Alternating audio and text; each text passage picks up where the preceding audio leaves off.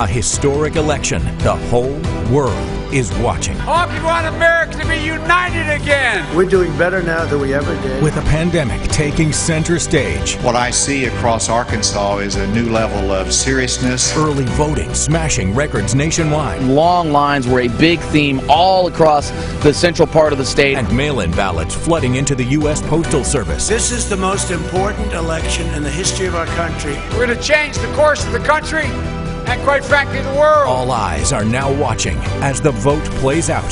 This is your local election headquarters. A record number of Americans cast their ballots in what many are calling the most consequential election in American history. Good evening, and thanks for joining us. For Fox 16 News, I'm Kevin Kelly. I'm Donna Terrell. The big question everyone wants answered tonight is, will President Donald Trump win another term, or will we have a changing of the guard? The race between President Trump and former Vice President Joe Biden has been much like the year 2020, unprecedented. Microphones muted at presidential debates, events shut down because of COVID-19, people having to wear masks.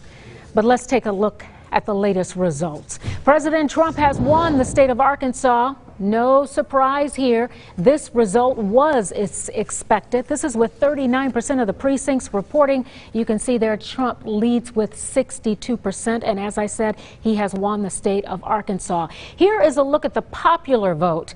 And at this point, it looks a little different. It's a different picture.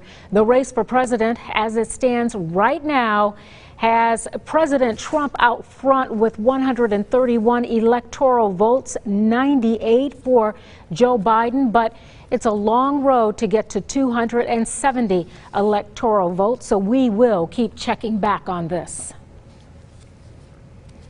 Of course, we are your local election headquarters, and we have team coverage all across central Arkansas for you tonight. Katrin Asaf and Claire Kreitz covering U.S. House District 2 race, and Cassandra Webb reporting live from the Republican Watch Party. It is worth noting that the Democrats have not scheduled a watch party tonight because of COVID concerns.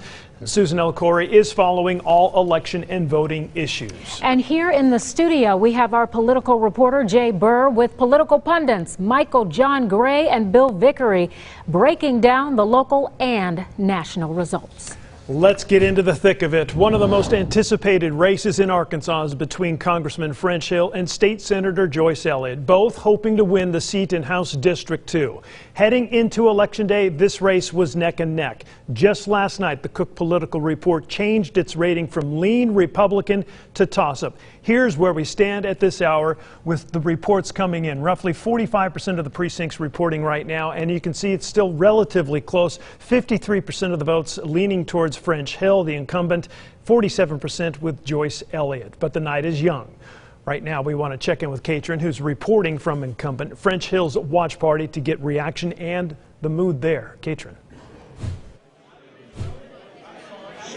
Well, the mood right now is very energetic. As you just previously reported, Arkansas did end up going to President Trump, and of course Senator Tom Cotton did win his race. So right now, everyone at this particular watch party is just watching to see what's going to happen with Representative French Hill. Now, as you previously mentioned, heading into Election Day, this race was incredibly tight. It was really neck and neck with Democrat Joyce Elliott and Republican French Hill. Right now, as you see, he does have a slight edge, and I think that's also going to be the determining factor on whether Representative French Hill is going to make an appearance at this particular watch party tonight. It totally depends on what we get from those numbers. If he does end up having an edge over State Senator Joyce Elliott or not, that's really going to determine if he is going to be speaking here tonight. But everyone here is very hopeful that he will be able to serve a fourth term representing Arkansas's 2nd Congressional District. We did speak to a spokesperson for his campaign earlier today, and he said he really spent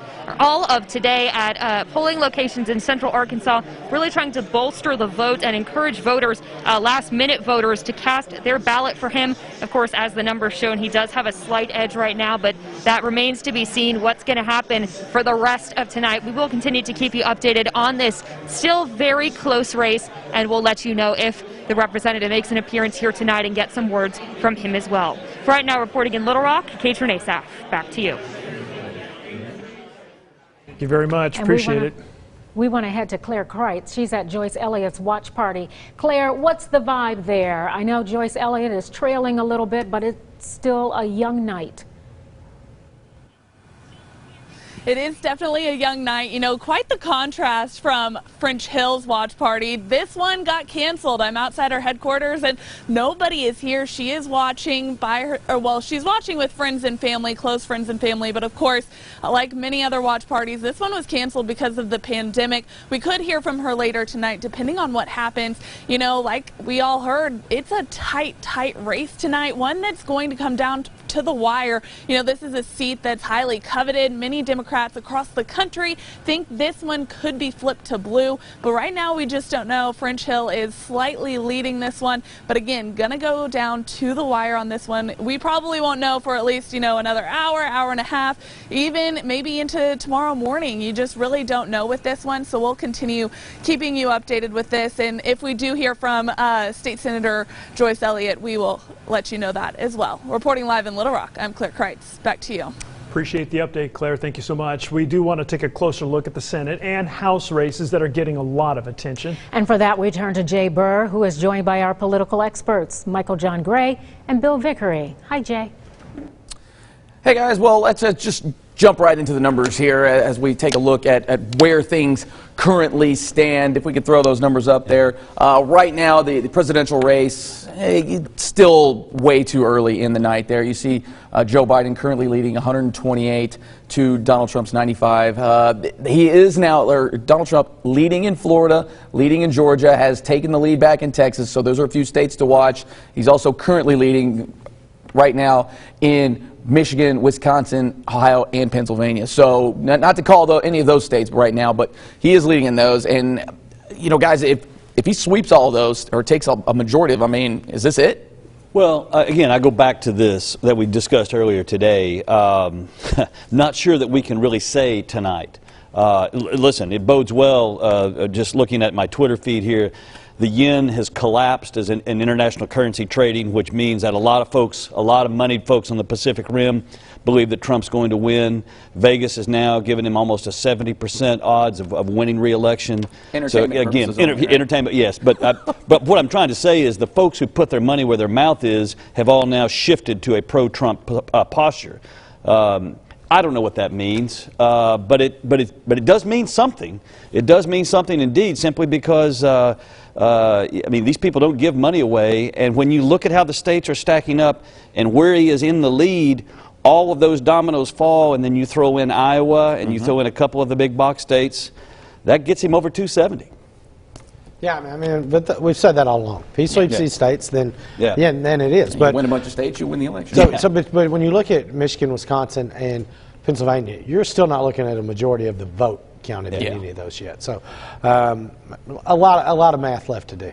Yeah, and some of those are still even a quarter of the way still counted in from the big cities too. Don't disagree, and this is where, I mean, we don't know if these are all the mail-in votes already counted. Do the mail-in votes come later? What's the posture on all of that? But yeah, I mean, it's because of the makeup of the election, it's so hard to call. The tone right now feels like it's very similar to 4 years ago, where everybody counted him out, and he's squeaking out and taking small leads in these states where they thought he was counted out.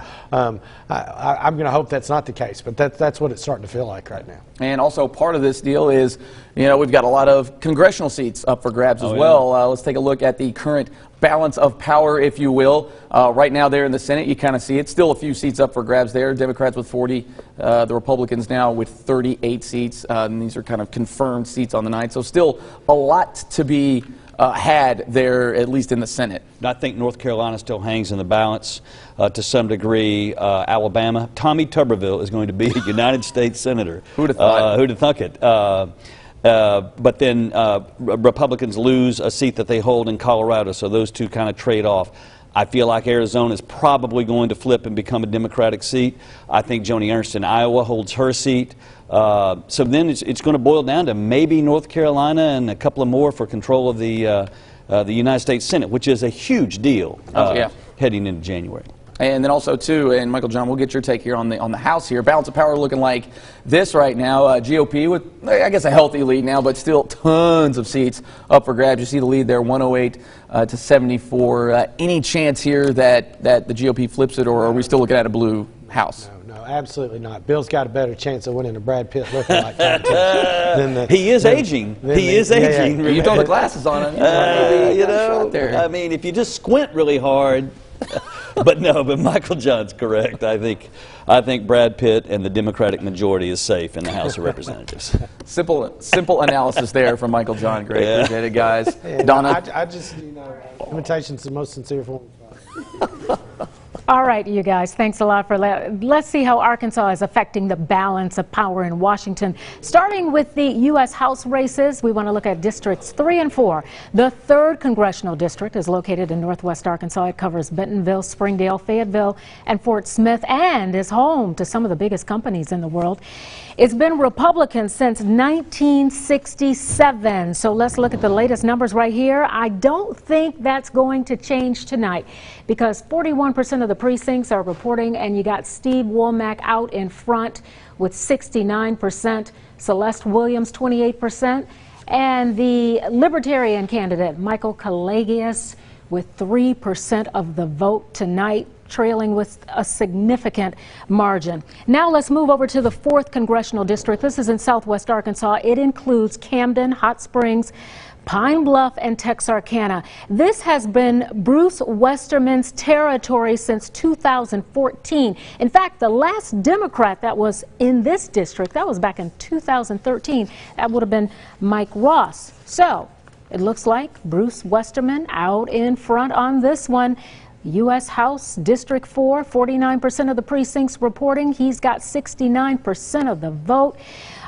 William Hanson from Hot Springs, he's trailing far behind. Now, Rick Crawford represents the 1st congressional district, covering most of the Mississippi Delta and part of the state's agricultural industry. The 54-year-old is running unopposed. This district had been represented by Democrats up until Crawford took it over, and that was back in 2011.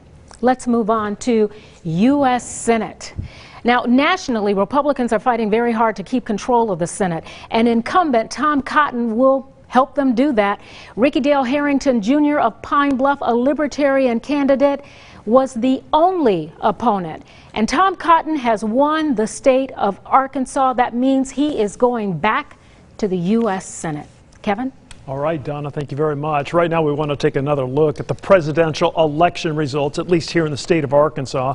We'll do that right before we go to break. And really, no surprise here. President Trump has won the state of Arkansas along with its 6 electoral votes. As for the race for the White House, well, that is still uncertain as to who will come out on top, or even if a winner will be announced this evening. A lot of eyes right now on a number of swing states such as Arizona, Florida, where Trump currently leads but is still too close to call. Then there's Iowa, Ohio, Georgia, and Pennsylvania. We're watching all of these very closely right now. But as you can see on your screen right now with the vote totals, at least at this point in time, Trump has 130 of the electoral votes compared to Biden's 98. But as we all know, the night is young. I know. And we've still got a long way to go. We've been saying that. We'll keep you posted. I don't think we're going to know the results of this race tonight, but we will keep following it. When we come back, we will check in with Susan El Khoury. She's been keeping a close eye on potential issues at polling sites as they gather the results of the election tonight. And we will also give you the latest results on the ballot issues. There are 3 of them, but first, I'll look at some of the race results from around the state.